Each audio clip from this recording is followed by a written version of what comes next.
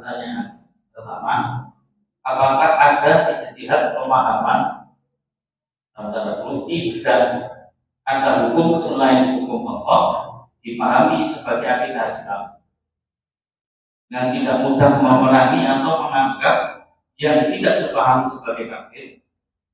Karena dalam terminologi Islam, kafir sendiri dibagi menjadi dua, yaitu kafir harbi, yaitu kafir yang memerangi Islam, dan kafir dhimmi, yaitu kafir yang wajib dilindungi atas suatu perjanjian, dan ini sudah ada sejak zaman Nabi. Artinya tidak semua kafir ini wajib untuk diperangi. Jadi pertanyaannya, apakah ada ijtihad pemahaman tidak ada hukum selain hukum Allah itu yang kemarin dibahas dipahami sebagai akidah Islam? Selain itu ada kita yang kedua, pertanyaan kedua berkaitan dengan poin pertama, dikhawatirkan kalau pemahaman bahwa tidak boleh untuk tidak mengkafirkan dipahami untuk disalahgunakan oleh kaum sekuler atau kafir untuk diakidahisasi atau melemahkan akidah Islam.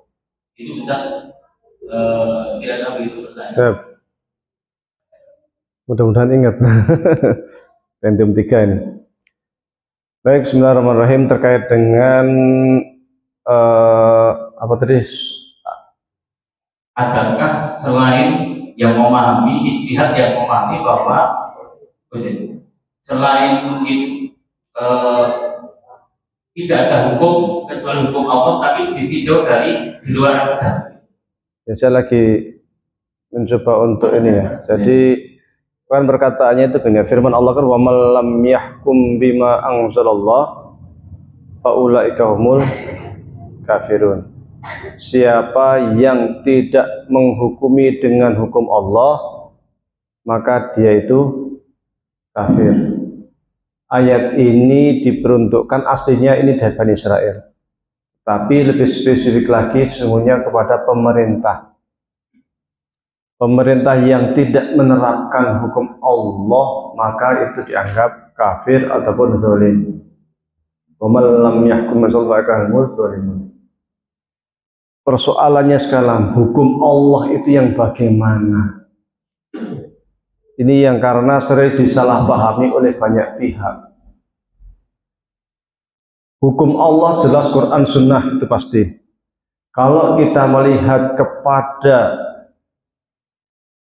ilmu usul fikih, maka di sana akan kita lihat ada yang namanya masadir tasyri', sumber-sumber hukum Islam.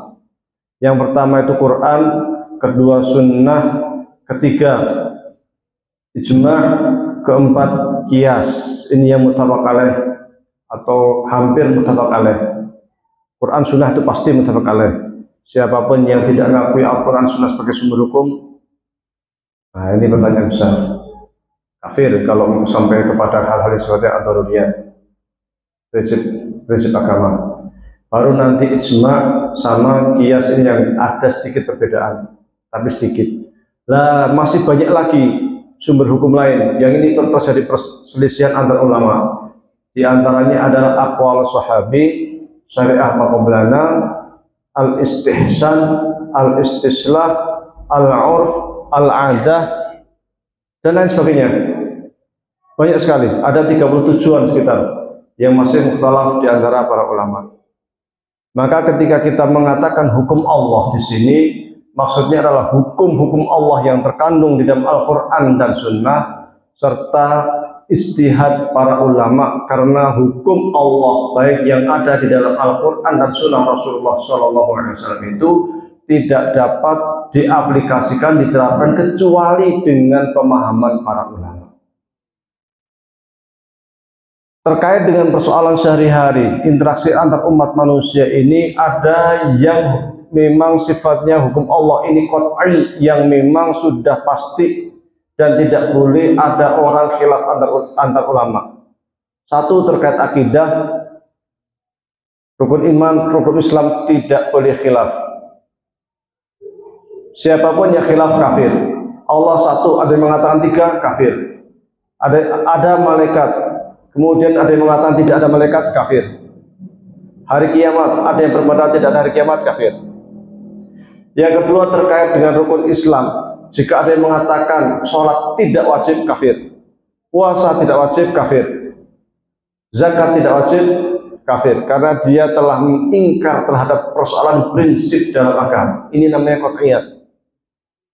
Tidak boleh khilaf antar ulama. Jadi qat'iyat ini ada yang terkait dengan akidah tadi, ada yang terkait dengan ibadah kayak sholat, puasa. Ini terkait dengan ibadah. Namun juga ada yang terkait dengan muamalat. Semisal jujur, kewajiban berupa jujur, haram korupsi dan sebagainya. Itu semua sepakat. Ada yang terkait dengan jinayat. Jinayat itu hukum pidana terkait dengan hudud dan qisas. Ini namanya al-qat'iyat. Ayat-ayat qat'iyat yang pasti yang nggak boleh berbeda antar ulama di dalam Al-Quran dan Sunnah Rasulullah SAW itu sedikit, tidak banyak. Ayat yang menerangkan tentang hukum syariat itu juga tidak banyak. Jangankan yang qat'iyat, yang terkait dengan hukum syariat pun tidak banyak. Kebanyakan terkait sejarah, terkait dengan alam raya dan lain sebagainya. Ayat qat itu mungkin nggak nyampe 5%. Yang kedua, doni itu ayat-ayat yang oleh para ulama masih mungkin beda. Dan hukum fikih itu dibangun dari nas-nas yang sifatnya dhani, seperti yang disampaikan oleh Imam Asy-Syirazi di dalam kitab Al-Lumah fi Ushul Fiqh. Dhani, qat'i itu untuk mengetahui saja bahwa inilah hukum syariat, tapi kemudian rincian-rinciannya itu berdasarkan kepada nas yang sifatnya dhani. Maka kalau kita lihat dalam hukum syariat itu banyak terjadi perbedaan pendapat di kalangan para ulama. Ada mazhab Hanafi, Maliki, Syafi'i, Hambali, Dzahiri, Laitsi dan sebagainya. Banyak sekali perbedaan pendapat karena berdasarkan pada nas dhani, dan itu boleh. Yang ketiga, ada hal-hal yang tidak tercantum di dalam nas secara sharih, al-maskut anhu. Ini menjadi ruang ijtihad para ulama. Kalau mencari hukum ATM ya nggak akan ketemu dalam Al-Quran dan Sunnah, ya kan? Kalau mau mencari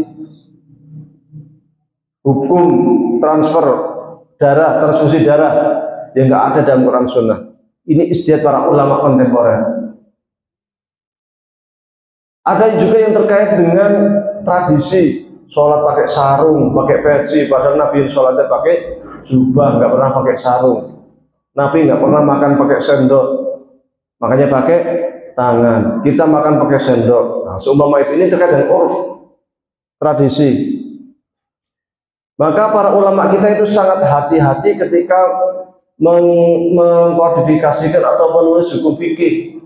Semua bisa dijadikan sebagai sumber hukum sekiranya itu tidak bertentangan dengan hukum syariat, sehingga fikih itu sangat fleksibel dan tidak kaku. Mereka yang tidak menggunakan usul fikih di dalam ijtihad, akhirnya fikihnya itu kaku, tidak fleksibel, sehingga mudah menanyakan dalilnya apa, dikit-dikit dalilnya apa. Dan yang mereka pahami istilah dalil itu hanya Quran dan Sunnah saja. Kalau nggak ada hadisnya, nggak ada ayat Qurannya, dianggap nggak ada dalil. Hukumnya bid'ah. Ini salah paham, salah kaprah. Imam Syafi'i, Imam Hanafi, Imam Hambali, Imam Maliki itu sudah meletakkan standar ijtihad, meletakkan yang namanya dalil. Dalil itu artinya jalan. Jalan untuk menuju hukum syariat. Maka mereka mengakomodir bukan hanya Quran Sunnah, tetapi banyak hal yang diakomodir termasuk tradisi. Maka kemudian para ulama mengatakan ada tradisi yang sesuai dengan hukum syariat, ada yang tidak sesuai. Yang tidak sesuai dicoret. Tradisi umpamanya sesajen, ini kan nggak sesuai dengan hukum syariat, langsung dicoret kan, ini haram. Tetapi pakai sarung ke masjid, ya silahkan. Pakai peci, yang di orang Arab nggak pakai peci. Bukan kita tidak nyunah, bukan, tapi mengakomodir tradisi dan melihat bisa membedakan mana sunnah yang sifatnya itu sunnah sebagai tradisi atau sunnah yang ia itu sesuatu yang lebih baik kita lakukan yang berpahala. Seperti pakai sarung itu Rasul pakai jubah, ya silahkan jika tidak pakai jubah, tetapi itu memang tradisinya orang Arab dulu pakai jubah. Abu Jahal juga pakai jubah, Abu Lahab juga pakai jubah kan gitu. Nah, ini jadi ketika kita melihat hukum Allah tadi itu, hukum Allah yang bagaimana? Hukum Allah ini sangat luas. Jangan-jangan dia hanya memahami Quran Sunnah saja hukum Allah. Selebihnya dipahami, nggak ada dalilnya, nggak ada Qurannya, nggak ada Sunnahnya, langsung dianggap bid'ah. Ini persoalan.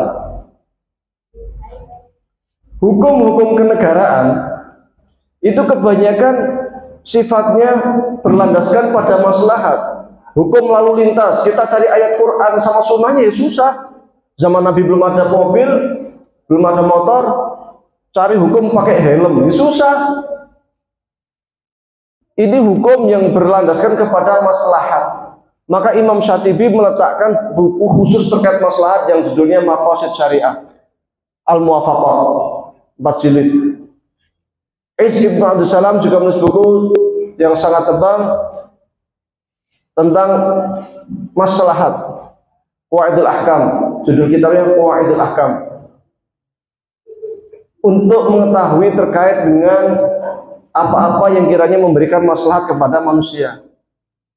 Jadi ketika kita mengatakan apakah ada hukum selain hukum Allah, tentu ada selain hukum Allah, banyak di barat di mana pakai hukum sekuler. Tetapi kalau menurut Ibnu Qayyim Al-Jauziyah, selama negara itu tidak melarang orang untuk melakukan ibadah, sholat, puasa, haji, membolehkan bahkan memfasilitasi orang untuk beribadah, berarti negara tersebut termasuk negara Islam. Dan perlu kita sadari bahwa hukum Islam itu bukan hanya terkait dengan hudud dan qisas. Karena negara tidak menerapkan hudud dan qisas dianggap bukan negara Islam. Oh, enggak gitu. Hukum hudud dan qisas itu terakhir di dalam hukum Islam itu, masa Madinah dan terakhir. Setelah orang itu dikasih kecukupan, zakat dibayar, yang orang miskin dikasih, kok nyolong, berarti keterlaluan, potong tangannya itu. Memang hobi nyolong kalau gitu kan. Tapi kalau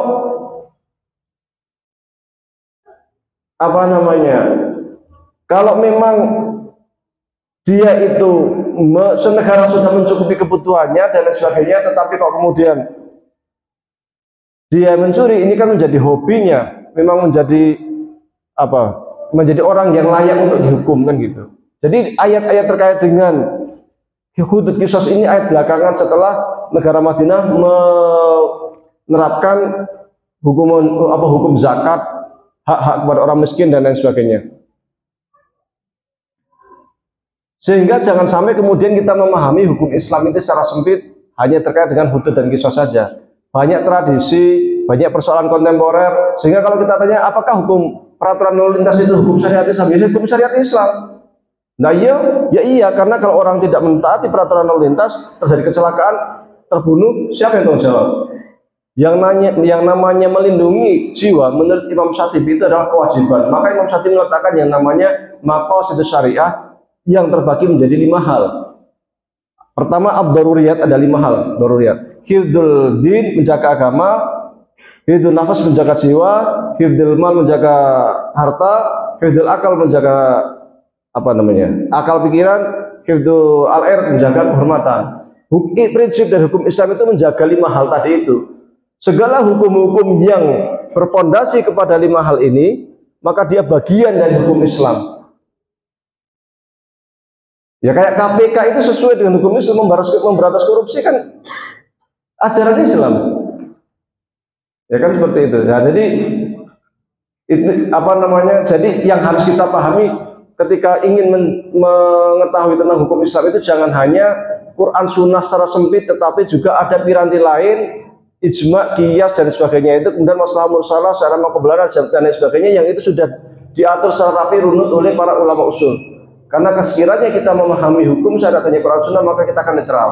Kalau dengan demikian, maka kita tidak akan mudah kemudian mengatakan ini tidak sesuai dengan hukum Islam, ini tidak sesuai dengan hukum Islam. Kita akan melihat hukum-hukum itu apakah sesuai dengan maqasid syariah atau tidak. Sekiranya hukum itu sesuai dengan maqasid syariah, itu bagian dari hukum Islam. Maka Imam Syatibi dalam kitab Muwafaqat mengatakan semua, bahkan Ibnu Qayyim di dalam kitabnya I'lamul Muwaqqi'in mengatakan semua hukum manusia ya, semua hukum manusia yang itu mengandung maslahat bagi umat manusia, maka itu bagian dari hukum syariat. Itu dinyatakan secara sharih, secara jelas oleh Imam Ibnu Qayyim Al-Jauziyah di dalam kitab I'lamul Muwaqqi'in.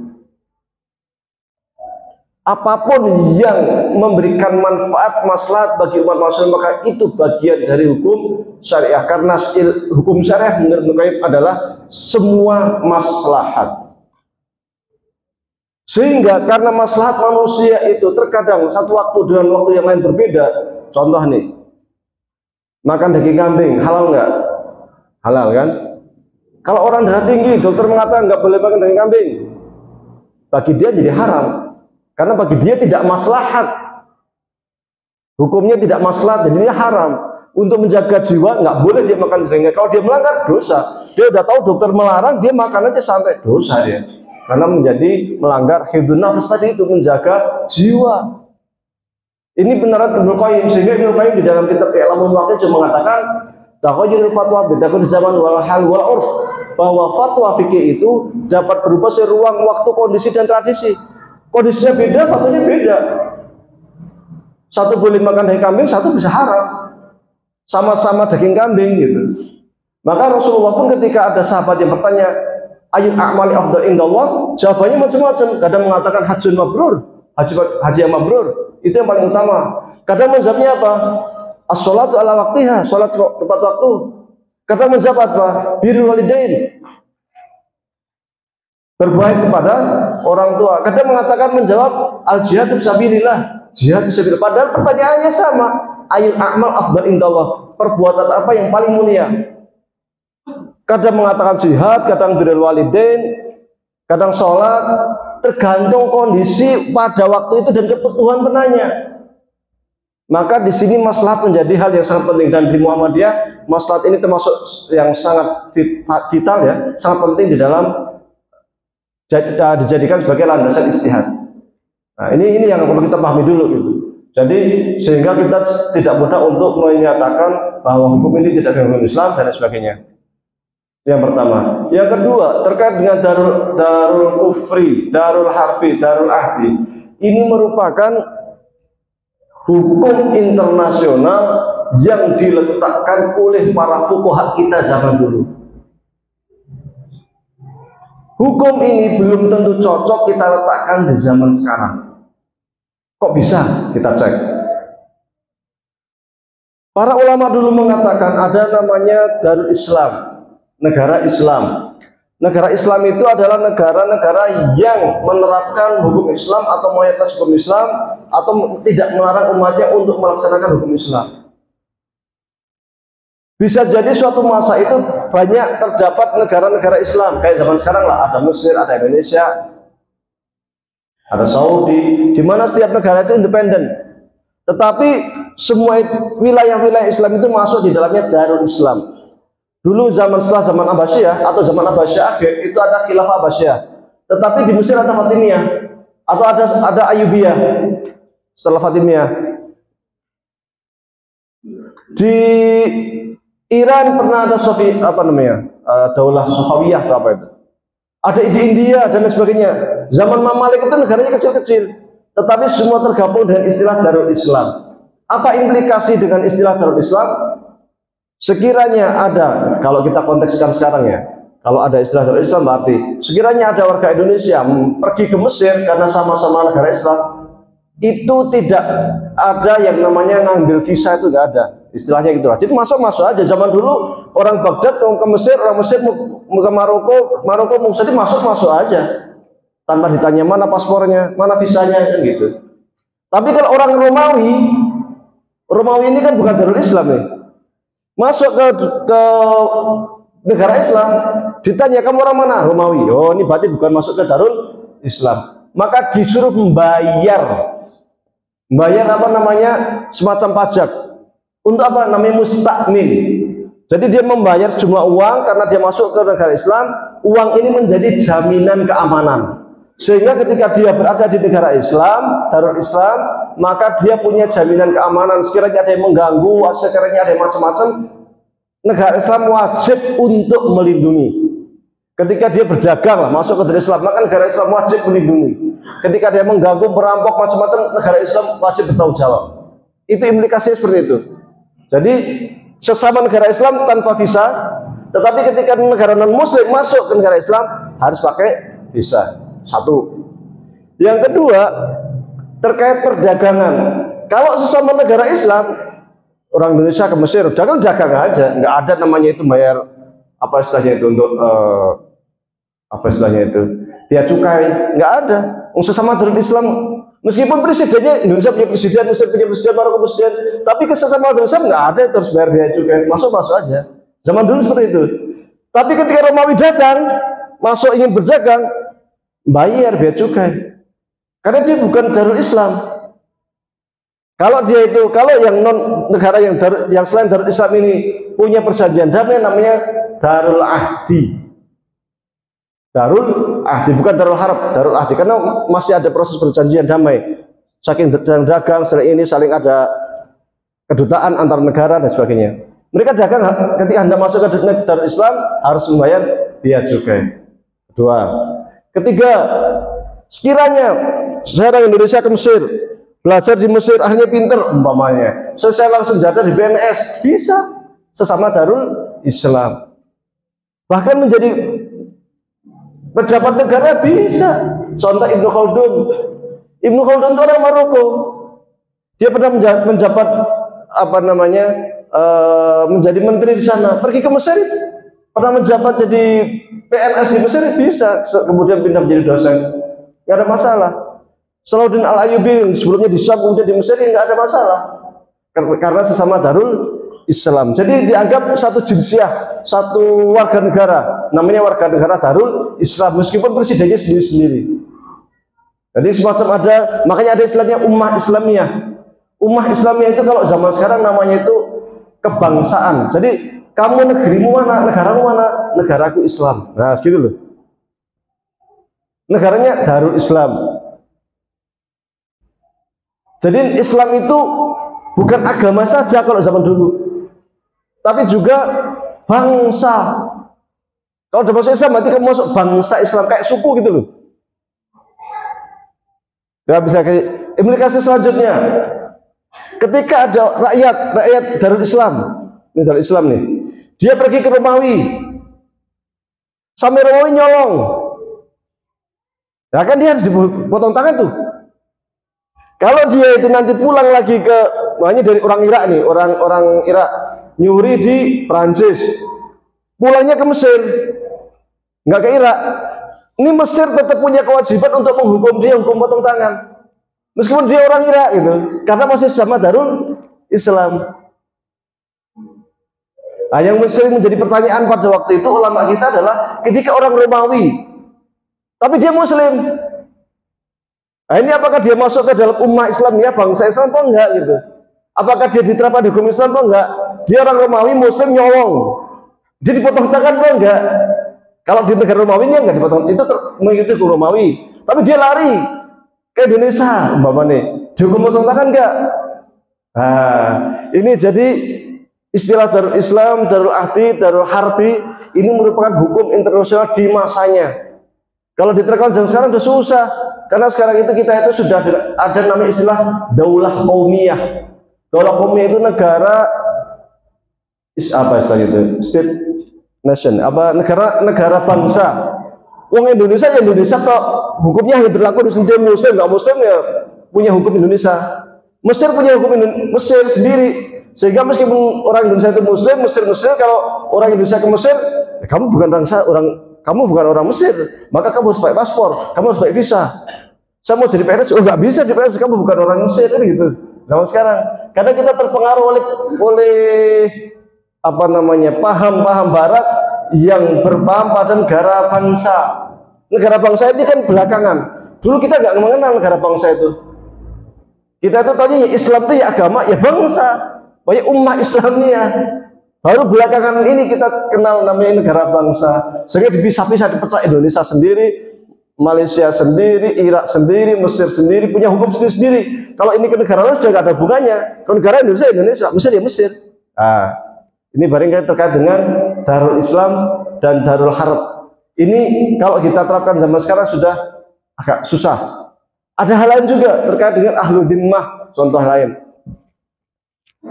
Ahlu dhimmah ini kalau zaman dulu memang ada kelas 2, ada muslim, ada al-dhimah. Al-dhimah ini dia membayar sejumlah uang, dia tidak punya kewajiban zakat, nggak punya kewajiban militer, nggak punya. Dia tapi sebagai gantinya dia membayar namanya jizyah atau pajak individu. Kalau satu keluarga 5 orang berarti membayar pajak 5 orang. Tapi dia punya keistimewaan dengan membayar pajak yang sudah ditentukan negara, dia mendapatkan hak dan kewajiban sama dengan umat Islam. Cuma dia nggak wajib jadi PNS, nggak wajib jadi. Kalau ada perang, dia di rumah aja, yang lainnya perang nggak ada masalah, karena dia bukan muslim. Enak sekali di zaman dulu itu, dilindungi banget. Umat Islam yang perang membela negara. Tapi kalau dia ditangkap atau ada apa-apa oleh musuh, umat Islam wajib melindungi, harus melindungi. Karena dia sudah membayar jizyah, maka dia harus punya hak-hak yang sama dengan orang muslim lainnya. Dia nggak usah bayar zakat. Nah ini. Nah, kalau sekarang udah enggak. Sekarang muslim Kristen kan sama-sama bayar zakat. Cuma bedanya kita bayar zakat pun kan tidak dikoordinir sama pemerintah, tapi dikoordinir oleh, nggak wajib sekali istilahnya oleh pemerintah ya. Kalau oleh umat Islam secara agama wajib. Tetapi oleh pemerintahnya kan nggak wajib. Kalian membayar zakat, yang bayar zakat pemerintah nggak akan ngurus. Kalau zaman dulu nggak bayar zakat, dihukum. Karena itu bagian pilar terpenting di dalam bukan hanya agama tapi negara. Nah, ini juga perlu dipahami terkait dengan istilah Darul Islam, Darul Kufri, Darul Ahdi. Darul Kufri itu kalau memang ada peperangan antara umat Islam dengan orang lain. Nah, ini nanti hukum-hukum yang tadi berlaku itu akan berubah lagi. Katakanlah Abbasiyah punya perang dengan Romawi. Nah, ini terkait dengan kedatangan Romawi, rakyat Romawi ke Darul Islam ini akan berubah. Apakah ada jaminan keamanan atau tidak? Sudah nggak ada lagi, karena bisa terjadi apa-apa. Negara Islam nggak bisa punya jaminan. Mau sedang kondisi perang. Nah, ini hukumnya akan berubah lagi. Makanya istilah Darul Islam, Darul Harbi, Darul Ahdi ini adalah hukum internasional yang diletakkan oleh para fuqaha kita zaman dulu. Kalau zaman sekarang sudah punya hukum baru karena kita sudah terpengaruh oleh negara bangsa yang dibuat oleh Barat, ya mau nggak mau kita ikut. Apalagi kita sudah berada di bawah naungan PBB, mau nggak mau harus ikut. Kalau nggak ikut ya susah. Oh oke aja dianggap macan ompong, nggak bisa ngapa-ngapain kan? Nah ini. Nah tadi pertanyaan apa yang terarti tadi itu? Terkait apa orang kafir utama kafir kan ada dua, kafir harbi sama kafir dhimmi. Nah kafir harbi ini kayak tadi itu. Jadi dia kafir di negara kafir, memusuhi umat Islam yang harus diperangi. Karena dia musuh jelas. Karena dia ada di Darul Kufri, kondisi perang. Kita dengan Belanda begini. Kalau kafir dhimmi itu yang dia itu memang ada di negara Islam. Orang kafir tetapi hidup di negara Islam waktu itu ya. Kemudian sudah membayar jizyah, memang harus dilindungi. Dan siapapun yang mengganggu orang ini, kata Rasul, sama saja mengganggu saya. Nggak boleh sama sekali, ini punya hak yang sama. Kalau ada orang non muslim di negara Islam, kemudian dia memerangi negara Islam, ini namanya bukan kafir harbi, ini bughut namanya, ini pemberontak. Bahkan umat Islam pun yang melawan pemerintah, ini namanya bughut, pemberontak. Kalau kafir harbi itu yang di luar, yang menyerang negara Islam, ini namanya kafir harbi. Kafir yang ada di dalam Islam, di dalam negara Islam, kemudian melawan negara Islam, ini pemberontak. Hukumnya hukum pemberontak. Beda lagi hukumnya dengan hukum perang yang secara umum berlaku. Hukum pemberontak itu pertama harus diislah dulu. Tapi kalau fain bahwa tidak mau faqatil tadi terpilih hatta tafiya ila amrillah. Kalau nggak mau ya perangi sampai mereka mau mengikuti hukum Allah, maksudnya sesuai dengan perjanjian awal tadi. Seperti halnya waktu di Madinah itu ada orang Yahudi, ada orang Nasrani. Yahudi itu dulunya ya Darul Ahdi, dia punya perjanjian dengan negara Madinah. Tetapi ketika dia berkhianat, ini baru berlaku hukum Islam sesuai dengan perjanjian.